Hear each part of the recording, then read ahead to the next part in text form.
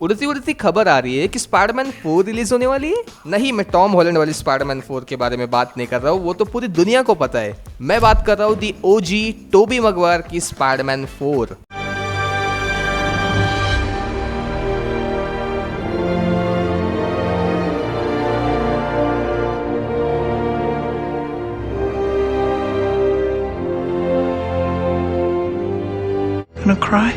अब तुम में से यार काफी लोग बोलेंगे कि फालतू में उम्मीद मत जगा, काफी सालों से मैं ऐसे अफवाह सुन रहा हूँ कुछ स्पाइडरमैन 4 आती नहीं है। हाँ, इस बात से मैं तुमसे एग्री करूंगा, क्योंकि ये मूवी 2009 में प्रोडक्शन में थी और 2011 तक ये मूवी शायद आ जाती अगर इसमें कुछ इंटरनल कॉन्फ्लिक्ट ना होते तो, और तब से इसकी अफवाह आती रहती है। लेकिन इस बार जो र्यूमर आए हैं वो काफी स्ट्रॉन्ग है। तो आओ मैं तुम्हें पहले बताता हूँ कि ये जो धुआं अभी उठ रहा है इसकी आग पहले लगी कहाँ से।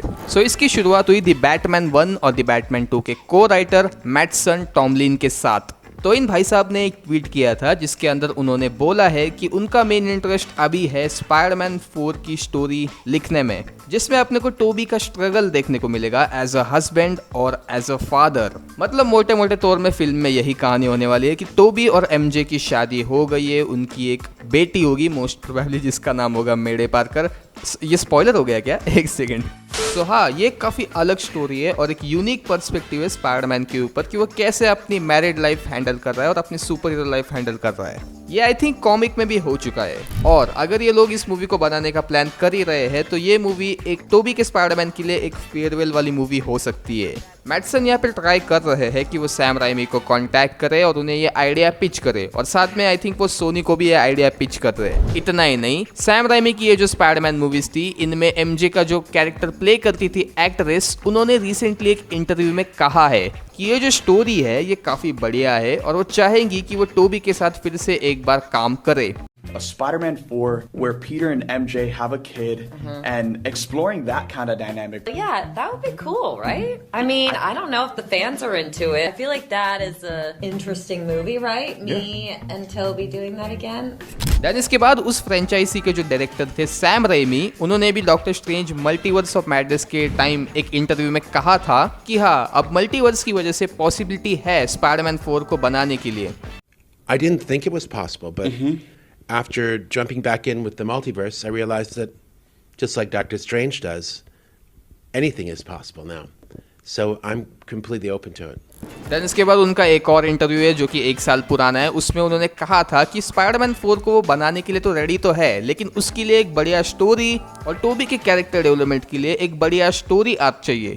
I think if we were to make a 4th Spider-Man film, we'd probably have to figure out the journey that Tobey Maguire's character would be going on and what obstacles he had to overcome to achieve that growth personally. जो कि अब उन्हें मिल भी चुका है, जो कि Mattson ने पिच किया है। और वैसे भी सैम राइमी स्पाइडरमैन 4 बनाना चाहते थे, वो 2011 में रिलीज हो जाती अगर उस टाइम सब कुछ ठीक चलता तो। और टोबी के केस में भी कुछ ऐसा है नहीं कि वो रिटायर हो चुके हैं इस रोल से, नो वे होम में वो आ चुके हैं, तो एक पॉसिबिलिटी बनती है कि वो स्पाइडरमैन 4 भी करे एज अ फेयरवेल मूवी। तो भाई हीरो भी रेडी है, हीरोइन भी रेडी है, डायरेक्टर भी रेडी है, राइटर भी रेडी है, तो प्रॉब्लम कहाँ है? प्रॉब्लम यहाँ है सोनी एज ए स्टूडियो पता नहीं ऐसा क्यों कर रहे। मतलब पहले तो उन्होंने स्पाइडरमैन 4 कैंसिल कर दी थी, देन इसके बाद अमेजिंग स्पाइडरमैन 3 भी कैंसिल कर दी थी, और अब रिसेंटली वो एक स्पाइडरमैन यूनिवर्स बनाने का प्लान कर रहे थे जिसे लोग कह रहे थे सोनी स्पाइडरमैन यूनिवर्स। और इस यूनिवर्स में खुद स्पाइडरमैन ही प्रेजेंट नहीं था, स्पाइडरमैन के रेफरेंस के बेसिस पे बस चल रहा था ये यूनिवर्स। अगर तुम इस यूनिवर्स की मूवी की लिस्ट देखो तो उसमें वेनम के तीनों पार्ट्स ने अच्छा कलेक्शन किया, लेकिन जो ये मूवीज रिसेंटली रिलीज हुई है उनका हाल कितना बुरा है मैं तुम्हें अभी बताता हूँ। पहले तो मॉर्बियस 10% रेटिंग रोटेन टोमेटोज के ऊपर। हालांकि ये मूवी तो मैं मानता हूँ भाई ये मूवी लेजेंडरी है, तुम बस इसे एक बार फिर से रिलीज करो थिएटर के अंदर, मैं तो जाऊंगा भाई देखने। देन इसके बाद मैडम वेब, अब ये मूवी कितनी आइकॉनिक थी भाई, छोड़ो मैं तुम्हें इसकी रेटिंग बताता हूँ जो कि है 10% रोटेन टोमेटोज के ऊपर। और अभी जो रिसेंटली मूवी आई थी क्रेवन द हंटर, वो भी बॉक्स ऑफिस के ऊपर फ्लॉप हो गई इन बाकी दो मूवीज की तरह, और उसकी भी रेटिंग 15% के आसपास है। सो भाई इतने back to back flop movies देने के बाद और फैंस की हेट मिलने के बाद सोनी ने अब ऑफिशियली इस यूनिवर्स को कैंसिल कर दिया है, जो कि काफी पहले ही कर देना चाहिए था। बट अब सोनी के पास कोई फ्यूचर प्लान नहीं है, तो ये काफी बढ़िया ऑप्शन है, स्पाइडरमैन 4 बनाओ भाई। ये मूवी अगर सोनी ने बनाने का सोचा ना तो ये मूवी डेफिनेटली $1 बिलियन का कलेक्शन क्रॉस तो कर ही लेगी, वो भी आराम से, बड़े आराम से। क्योंकि स्पाइडरमैन 3 जो कि 2007 में आई थी उसका कलेक्शन पता है कितना है वर्ल्ड वाइड?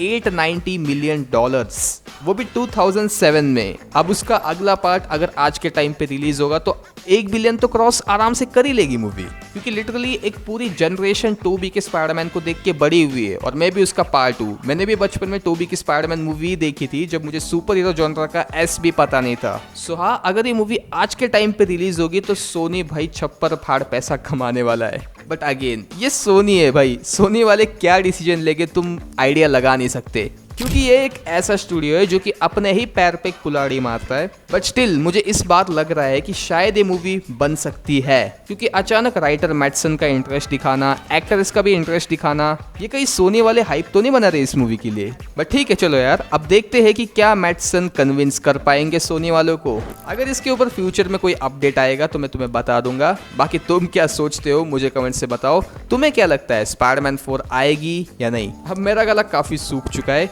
मैं जा रहा हूँ पानी पीने, तब तक तुम मेरी ये 2 वीडियोस एंजॉय कर सकते हो। लेफ्ट वाली है स्पाइडरमैन ब्रांड न्यू डे के ऊपर और राइट वाली है एवेंजर्स डूम्सडे के ऊपर। अब तुम डिसाइड करो तुम्हें देखनी कौन सी है। वैसे मैं तो कहूंगा कि दोनों ही बढ़िया है, दोनों ही देखो और बढ़ाओ मेरा वॉच टाइम।